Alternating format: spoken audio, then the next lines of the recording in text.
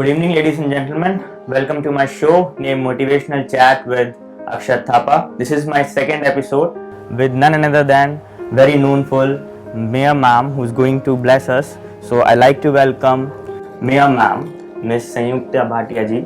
Ma'am, I like to welcome you in my show. Thank you very much for coming. Ma'am आप पहले हम शुरुआत करें इससे पहले मैं आपको बताना चाहता हूँ मैम कि हमारा ये शो जो GVM चैट शो है ये बेसिकली हमने लखनऊ के जो भी लोग हैं उनके लिए बनाया है और आपको बुलाने के पीछे रीज़न ये है कि जितने भी लोग को यहाँ मोटिवेट करना है और जो भी लोग मेरे को इस यूट्यूब के थ्रू आपको और मेरे को देखेंगे उनको मोटिवेट करने का सफ़र हम ऐसे शुरू करते हैं। इससे पहले हमने गौरव प्रकाश जी को बुलाया था, हमारे सेकंड शो की गेस्ट हैं। इससे पहले शुरू करें मैं जानना चाहूँगा मैम, आप बस्ती को बिलोंग करती हैं और वहाँ से लखनऊ के मेयर आप बनी हैं, तो मैम कैसा रहा आपका सफ़र, क्या क्या मुश्किलें आई, कैसा क्या रहा?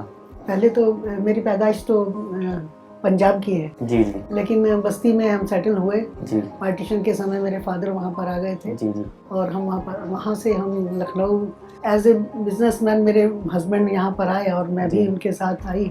और क्योंकि मैं सामाजिक कार्यकर्ता थी, समाज से शुरू से जुड़ी हुई थी, इसलिए मैं धीरे धीरे प्रगति के पथ पर आगे बढ़ती चली गई और मुझे सेवा करने का अवसर प्राप्त हुआ। जैसे कि आपने कहा कि सेवा करने का अवसर प्राप्त हुआ, हम लोग भी देखते रहते हैं इतनी एनर्जी जो आप में है मैम, हम लोग पेपर में ही देख पाते हैं या एक दो जगह हमने आपको देखा है ट्रैवल करते हुए, तो मैम वो एनर्जी के पीछे क्या राज है मैम? इतनी एनर्जी आपके अंदर रहती है तो मैम उसके पीछे क्या राज है? एनर्जी काम करने से काम करने की और इच्छा होती है। जी जी, और जब लोगों का प्यार और स्नेह मिलता है, मुझे लखनऊ वासियों का बहुत प्यार और स्नेह मिला जी जी, जिसके कारण मुझे आगे बढ़ने की शक्ति मिलती है। सुबह 8 बजे से मैं निकली हूँ जी जी, और अभी घर नहीं, दोपहर में लंच के समय भी घर नहीं जा पाई। जी, लगातार कार्यक्रम में हूँ और आज यहाँ पर उपस्थित हूँ, तो इसके पीछे आप सबका प्यार है। कोई भी ऐसी अच्छी मेमोरी लखनऊ को लेके जो मैम आपको आज तक याद हो कि हाँ ये लखनऊ की बढ़िया सी मेमोरी है, मैम उसके पीछे आप कुछ बताएंगे? लखनऊ एक ऐतिहासिक शहर है जी, और जब मैं बस्ती से लखनऊ आई थी तो बहुत लगता था कि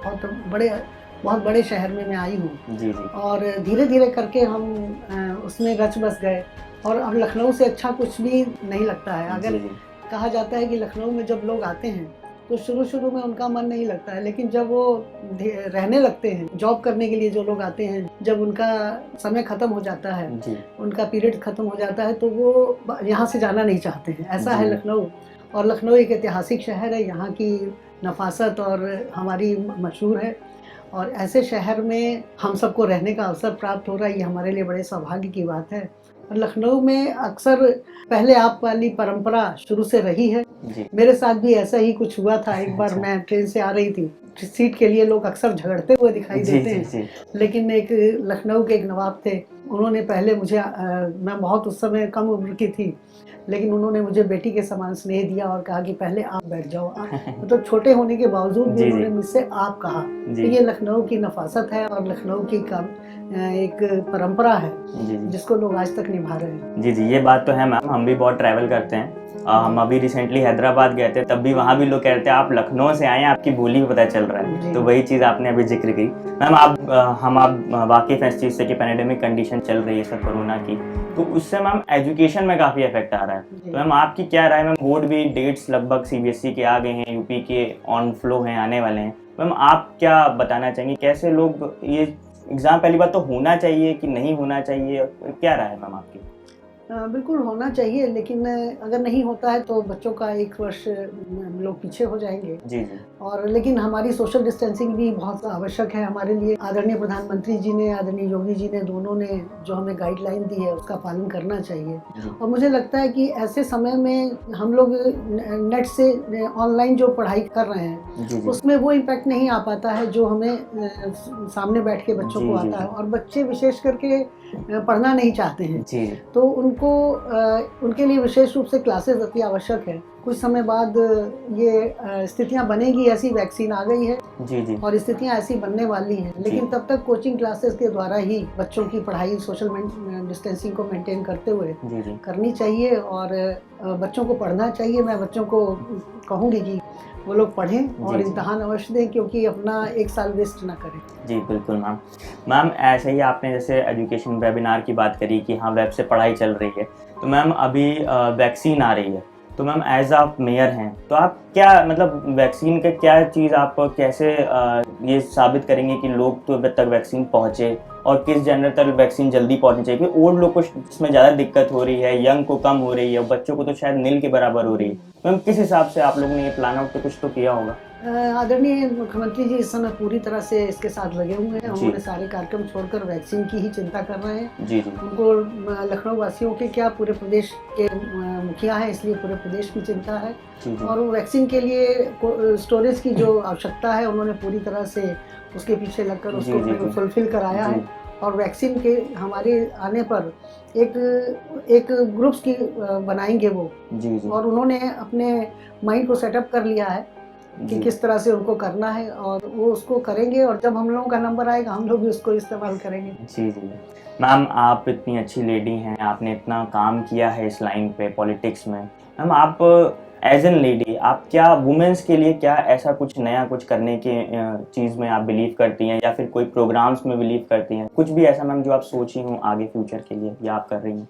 वुमेन्स के लिए हमारे प्रधानमंत्री जी हों या हमारे मुख्यमंत्री जी हों, जी जी बराबर चिंता करते हैं। उन्होंने वुमेन्स के लिए बहुत कुछ किया है। जी सरकारें बहुत कुछ करती आई हैं। जी जी लेकिन महिलाओं को जितना अवसर प्राप्त होने चाहिए उतने नहीं प्राप्त हो पाते हैं। जी और मैंने देखा है कि जब महिलाओं को अवसर प्राप्त होता है जी तो महिलाएं कहीं इसी तरह से पीछे नहीं रहती। उनको साबित करने की आवश्यकता, अपने आप को प्रूव करने के लिए किसी कंधे की आवश्यकता नहीं पड़ती है। जी वो अपने आप उस अवसर मिलने पर उसका लाभ उठाती हैं और वो अपने पंख फैलाकर उसको दिखा देती हैं, एक उड़ान भर के दिखा देती हैं। कोई स्थान ऐसा नहीं है कि चाहे वो पढ़ी लिखी महिला हो या अनपढ़ महिला हो, सब ने अपने अवसर मिलने पर सब ने कुछ ना कुछ करके दिखाया, अपना परचम लहरा कर दिखाया है। जी और मैं महिलाओं के लिए, इस चीज़ के लिए महिलाओं को बहुत अप्रिशिएट करती हूँ।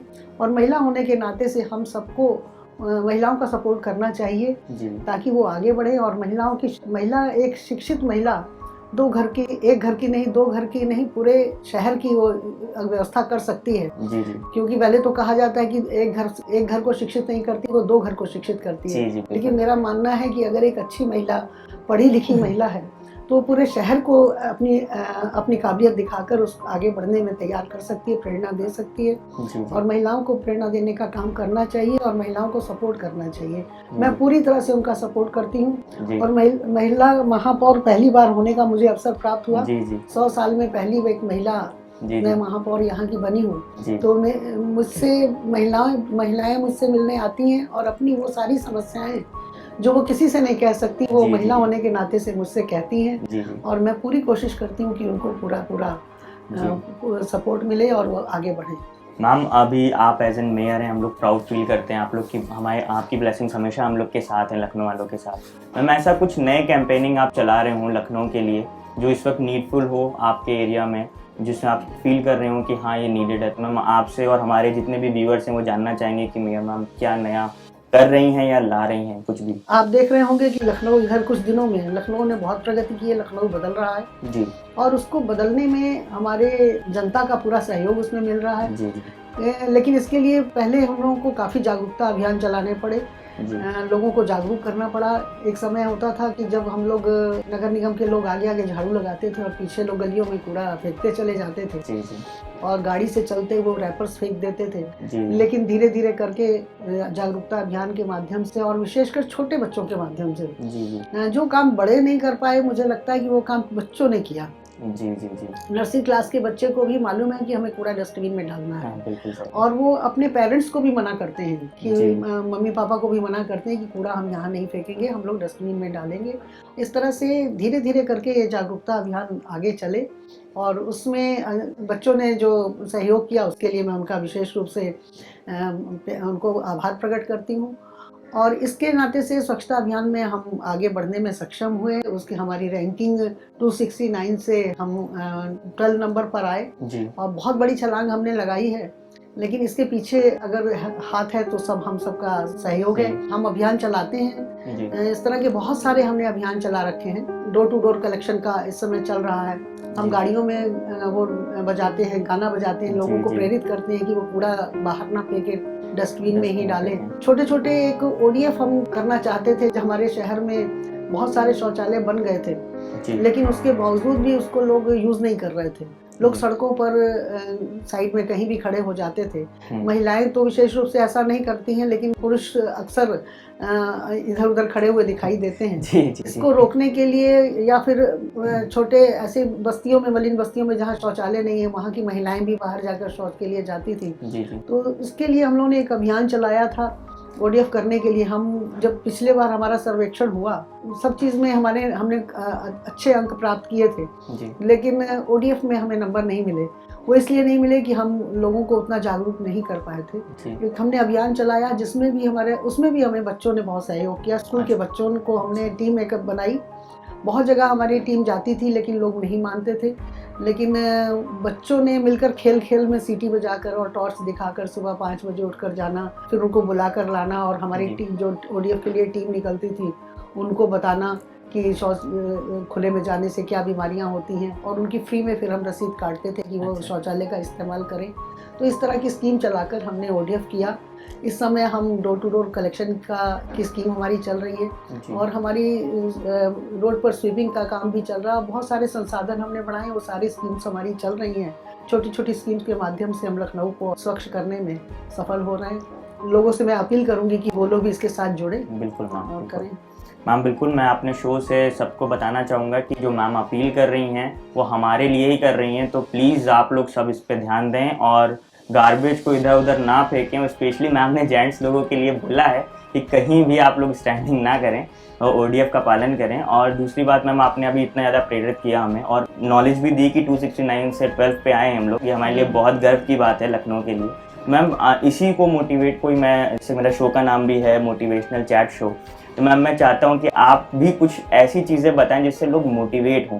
आप कुछ राय दें कि लोग को कैसे मोटिवेट होना चाहिए। लोग जैसे पैंडेमिक कंडीशन था तो लोग बहुत ज़्यादा डिसअपॉइंटेड हो गए थे, किसी के बिजनेस नहीं चल रहे थे, किसी का ऑफिस में सैलरी नहीं मिल रही थी, कुछ लोग निकाल दिए गए। तो मैम कैसे इस टाइम पे कैसे लोगों को एनर्जेटिक रहना चाहिए? नहीं, ये तो समस्या पूरे शहर क्या पूरे देश के साथ ही पूरे भारत में ये समस्या थी, और विदेशों में भी कई जगह पर ये समस्या रही। पूरा विश्व इस समय महामारी में प्रभावित था। भारत के लोगों ने बहुत ज्यादा अपने आप को सुरक्षित रखने में वो लोग सफल रहे, क्योंकि आयुर्वेद हमारा बहुत पुराना एक सिस्टम था, जिसके माध्यम से उन लोगों ने काढ़ा और अदरक और ये तुलसी की पत्ती, इस तरह की बहुत सारी आरोग्य जो वाटिका से लाकर उन्होंने उसको यूज़ किया, और उसमें वो आगे बढ़े। तो इसी प्रकार की बहुत सारी ऐसी चीज़ें हैं जो शुरू करके हम उसको कर सकते हैं। अब जिस तरह से लोगों ने इस समय मास्क बनाना शुरू कर दिया, बहुत लोगों ने सैनिटाइजर बनाना शुरू कर दिया। अब हम किसी को गिफ्ट भी देते हैं तो उसमें ऐसी चीज़ें देते हैं, उसमें एक मास्क ज़रूर रखते हैं, उसमें सैनिटाइजर की शीशी ज़रूर रखते हैं, कोई भी गिफ्ट करते हैं। तो एक तरह से ये मोटिवेशन है कि आप भी इसको यूज़ करें, और आप स्वस्थ रहें, और स्वस्थ रहेंगे तो हमारा स्वस्थ रहने के साथ हमारा काम करने में मन लगेगा। और इधर इस कोरोना काल में काफ़ी लोगों का बिजनेस प्रभावित हुआ, लेकिन धीरे धीरे उसको सरकार भी उस पर सहयोग कर रही है, और धीरे धीरे लोग उस प्रभाव से थोड़ा थोड़ा अब नॉर्मल होते चले जा रहे हैं। और आने वाले समय में मुझे लगता है कि और ज़्यादा हो जाएंगे, नॉर्मल हो जाएंगे। किसी भी परिस्थितियों में हमको घबराना नहीं चाहिए। जी बिल्कुल। मेरा तो ये मानना है कि किसी भी परिस्थिति में हम रहें, हमें एक आगे बढ़ने का एक अवसर, कहीं ना कहीं कहते हैं कि ईश्वर भी एक दरवाज़ा बंद करता है तो एक खिड़की खुली भी रखता है। तो इस तरह से हमें ईश्वर पर भरोसा रख के आगे काम करना चाहिए, और अपने आप को इन सब चीज़ों के साथ जोड़ते हुए। मैं नगर निगम के कर्मचारियों की बात करूं तो उन्होंने बहुत इस समय में एक समय में कहा जाता था कि नगर निगम कुछ भी काम नहीं करता है। अगर नगर निगम में जो लोग सर्विस पा जाते थे वो कहते थे कुछ भी नहीं करना होता, खाली नगर निगम से तनख्वाह लेनी होती है, और थोड़ा बहुत काम किया और चले आए। अगर 8 घंटे की ड्यूटी है तो 2 घंटे ही काम करते थे, या कभी कभी बहुत नागे भी करते थे, काम नहीं करते थे। लेकिन कोरोना काल में इतना अंतर आया लोगों में। मैंने 3 वर्षों में काफ़ी परिवर्तन देखा उन लोगों में, और कोरोना काल में सबसे ज़्यादा परिवर्तन देखा जिस समय लॉकडाउन का समय चल रहा था, लोगों को घर में रहना था। ऐसे समय में वो कर्मचारी काम कर रहे थे, और हम सबको सुरक्षित रखने के लिए वो ये काम कर रहे थे। तो ये परिवर्तन ही एक मोटिवेशन है, ये परिवर्तन ही दिखाई देता है। सबसे निचली क्लास का व्यक्ति है, जो सबसे अंतिम पायदान पे खड़ा व्यक्ति है, वो व्यक्ति इस बात को सोच रहा है, तो हम सबको भी उसके बारे में सोचना चाहिए और उनका धन्यवाद करना चाहिए, बिल्कुल। उस दिशा में आगे बढ़ना चाहिए। तो जैसा कि मैम ने बताया, तो हम सभी जो हमारे शो के व्यूअर्स हैं, हम उनसे बोलते हैं कि ये जो कोरोना फाइट में हमने सबको सैल्यूट किया है, साथ साथ हम मैम के वर्डिंग्स के अकॉर्डिंग अपने नगर निगम स्टाफ को भी सैल्यूट करते हैं कि उन्होंने कितना अच्छा काम किया है अपने अपने स्तर पे।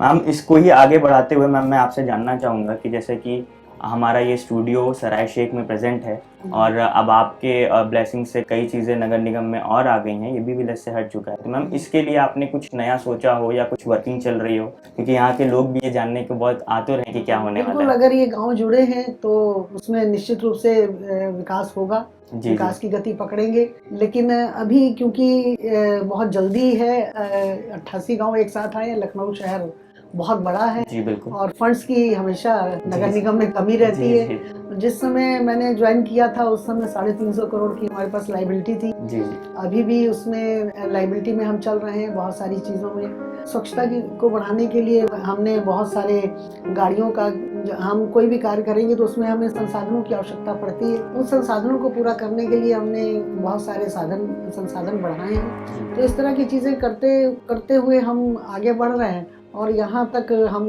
जो हमारे साथ गांव जुड़ रहे हैं, जी। उनमें भी हमने अपने कमिश्नर को, जो मेरे हैं, उनको मैंने आदेशित किए रखा है कि किसी भी प्रकार की कहीं भी जो गांव हम अडॉप्ट कर रहे हैं वहाँ पर पूरी तरह से हम लोग काम करेंगे।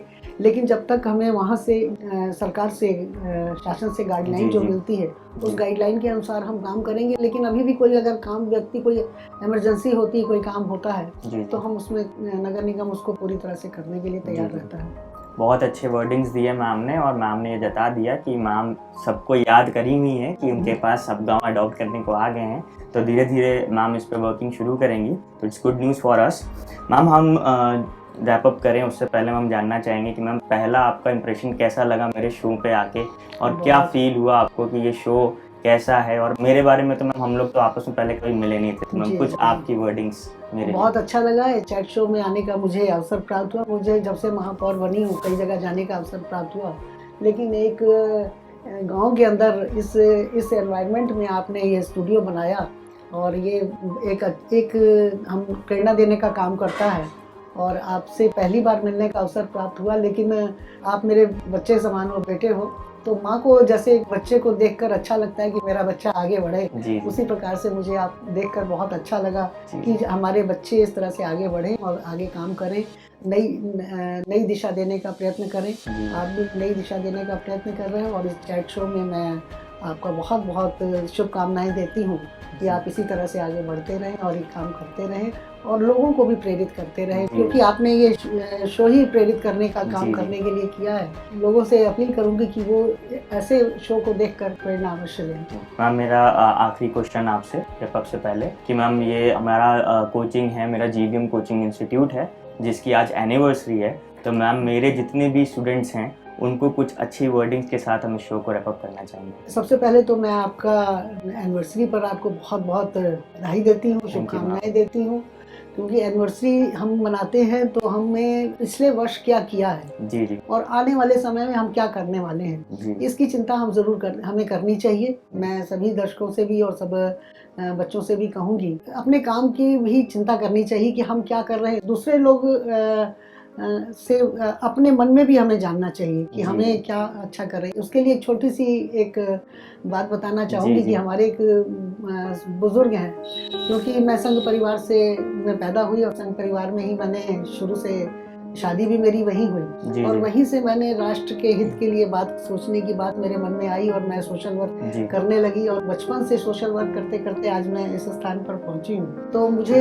ये लगता है कि बच्चों को, ये हमारे बच्चों को, जो हमारे आने वाली पीढ़ी है, उसको भी ये सब सोचना चाहिए कि हमें क्या काम करना है। तो एक हमारे बुजुर्ग हैं, उन्होंने मुझे एक बार एक घटना बताई कि एक माली था और वो कहीं काम करता था, किसी के घर में काम करता था और वो फ़ोन पर किसी बूथ पर फ़ोन पे बात करके अपने मालिक से उसने पूछा कि क्या आपको माली चाहिए। तो उन्होंने कहा कि नहीं मेरे पास माली है। उसने कहा कि मैं आपका मालिक जितने चार्जेस लेता है आपसे उससे मैं कम ले लूँगा, क्या जी। आपको माली चाहिए, जी मैं आपके यहाँ काम करने आ जाऊँ? तो उन्होंने कहा कि नहीं हमारे यहाँ माली अच्छा काम कर रहा है, मुझे कोई आवश्यकता नहीं।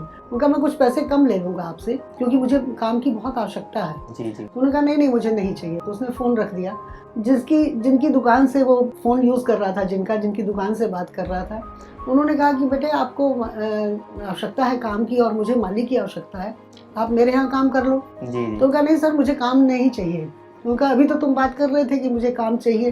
उन्होंने कहा कि मैं अपने काम की जानकारी ले रहा था कि मेरे मालिक को मेरा काम कैसा लगता है। अच्छा तो इसलिए हमें अपने काम की जानकारी भी लेनी चाहिए कि लोग हमारे बारे में क्या सोचते हैं और क्या हमें हमारे काम का क्या प्रभाव, क्योंकि मुंह पर तो सब ठीक ठाक कहते हैं। जी जी बिल्कुल, लेकिन बिल्कुल। इसकी जानकारी हमें लेना चाहिए और ये बात मुझे बहुत अच्छी लगी और मैं हमेशा जब से महापौर बनी हूँ जी मैं जी इस बात का हमेशा ध्यान रखती हूँ कि हमें अपने काम की जानकारी लेनी चाहिए। मैं प्रतिदिन ये सोचती हूँ कि लखनऊ को कैसे आगे बढ़ाऊँ, लखनऊ को कैसे नंबर 1 पर लाऊँ। जी इस तरह से सोचते हुए मैं पिछले वर्षों में मैंने क्या काम किया है और आने वाले वर्षों में मुझे क्या काम करना है। जी तो मैं आपसे भी यही कहूँगी कि आप जी। बच्चे हो, जी आप आगे बढ़ रहे हो जी और भी बच्चे इससे प्रेरणा लेंगे। जी मैं उनसे कहूँगी अपने काम की चिंता, अपने काम की जानकारी, अपने बारे में जानकारी और ऐसा लेके और आने वाले समय में हम क्या करने वाले हैं, जी इसको अवश्य करें ताकि उनको वो अच्छे काम कर सकें और उनसे लोगों को प्रेरणा मिल सके। So it's a wrap up. मेरे को मैम से बात करके बहुत अच्छा लगा। होप करता हूँ कि आप लोग को भी अच्छा लगेगा और इतनी अच्छी एनर्जेटिक बात लास्ट में मैम ने सबको मोटिवेट किया है। होप करूँगा कि आप सब लाइक करोगे, सब्सक्राइब करोगे जैसे ही ये यूट्यूब पे आएगा। आप सब ने पहले एपिसोड के लिए बहुत प्यार दिया है, आशा करता हूँ अगले एपिसोड के लिए भी दोगे। And we promise you that next time we will bring some more guests and motivate you. Till that time, good night, take care, have a great night. Thank you.